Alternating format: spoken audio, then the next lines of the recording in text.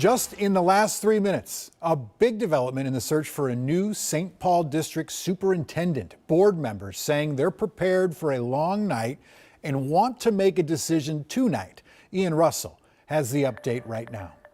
Yeah, well, Chris, we just heard from the board that they are discussing offering the position to Dr. Stacey Stanley. Of course, it doesn't mean that she has the job. They are still continuing those conversations. And as you mentioned, this meeting will still be going on for the foreseeable future as they keep discussing her position and who really will take over the district. This whole week has been focused on these three candidates, with each candidate spending a day in the district. Each of them, Dr. Rhoda Miri Piri, Dr. Brennan Cassellius, and Dr. Stacey Stanley, all have ties to education here in the state. And two of them started their careers in the St. Paul Public School District.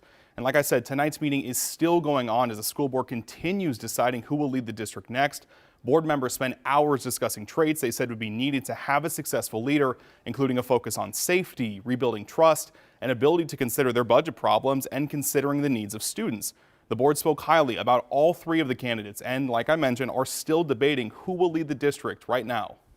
We wanted to be able to give you a snapshot of how that candidate engages with community, how that candidate shows up at our school buildings, and what that could look like as a future leader. Plenty of people were there in person to watch that meeting, including members of the Hmong community. They say there needs to be more representation, and their community has needs that need to be addressed, including issues with overcrowding in schools. The Hmong community makes up a third of St. Paul Public School students. We as a Hmong community are strong in here in St. Paul. So no matter who comes in to represent or work for us, they will keep us in their agenda.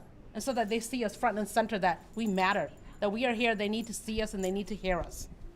As I said, the board is still discussing this position as we speak. When they make their decision, whether that's tonight, in the next couple minutes or later, or tomorrow, we'll of course bring you that. Whoever the next superintendent is will have their contract approved and their start date announced next month, Chris. Ian, thanks. Wild they make a decision at 9:59:59, and you were on top of it. Thank you, sir. Appreciate it.